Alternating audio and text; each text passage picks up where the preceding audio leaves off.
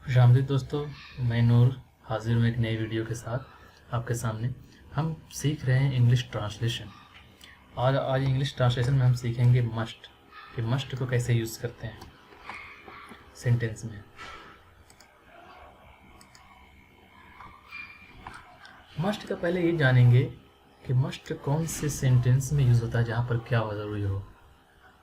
अगर किसी कोई भी काम हम कर रहे हैं तो उसकी पॉसिबिलिटी होती है।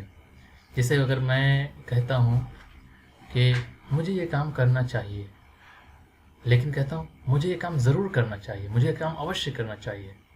अगर कहता हूँ मुझे ये काम करना चाहिए तो उसमें शुड लगाएंगे, आई शुड डू दिस वर्क। लेकिन मुझे ये काम अवश्य करेंगे, बिल्कुल करना चाहिए, 100% करना चाहिए, तब वहाँ पर मस्ट लगता है।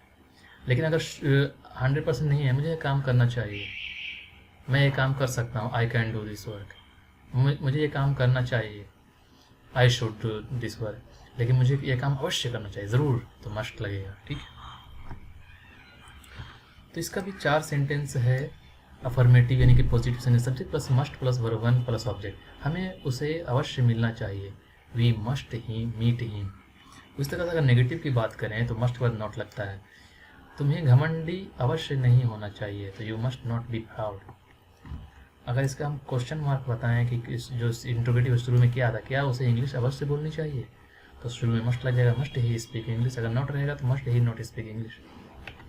उस तरह से अगर हम क्वेश्चन मार्क बताएं, जो बीच में क्वेश्चन होता है, इसमें क्या कब कैसे होता है, हमें उनसे क्यों अवश्य पूछना चाहिए, तो why must we ask to him. तो इस तरह से बनाते हैं मस्ट का।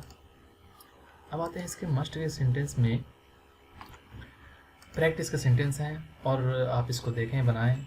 और इसमें कुछ अलर्ट का सेंटेंस है, अलर्ट, ये अलर्ट का सेंटेंस है, आप इसे देखें।